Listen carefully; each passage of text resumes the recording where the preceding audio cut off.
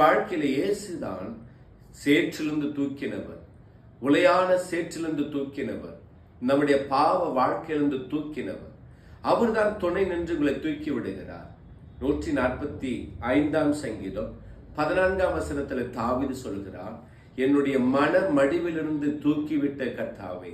நம்முடைய மன மடிவு ஒவ்வொரு மனுஷனுக்கும் வருகிறது. மன மடிவு என்பது சோர்வு.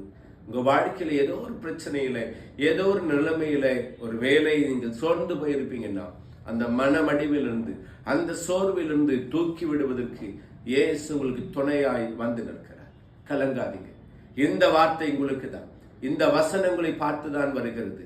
நான் இருக்கிறேன் மகளே, நான் உன்னோடு கூட தான் இருக்கிறேன், உனக்காக நான் இருக்கிறேன்னு இயேசு சொல்லுகிறார். தூக்கிவிட, இந்த மனமடிவிலிருந்தோ, கண்ணீரிலிருந்தோ, வேதனையிலிருந்தோ, கடன் பிரச்சனைகளிலிருந்தோ தூக்கி விடுவதற்கு இயேசு சொல்லுகிறார், நீ பயப்படாதே, நான் உனக்கு துணை இருக்கிறேன். கடவுளுடைய பிள்ளைகளே, நீங்கள் எந்த பாதையில கடந்து போனாலும் இயேசு தூக்கி விடுவதற்கு அவர் வல்லமையிலவராயிருக்கிறார். அவர் தூக்கி விட்டு உனக்கு துணையாயிருந்து உன்னை ஆசீர்வதிப்பார். ஆமென், ஆமென்.